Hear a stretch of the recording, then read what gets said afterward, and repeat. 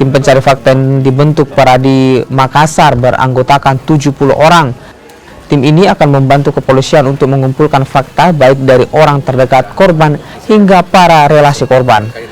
Tidak hanya itu, rekan korban bilang istri Rudi Gani merupakan saksi kunci dari kejadian penembakan yang terjadi terhadap suaminya. Pihak Peradi menyebut pelaku lebih dari 1 orang dalam merencanakan pembunuhan tersebut.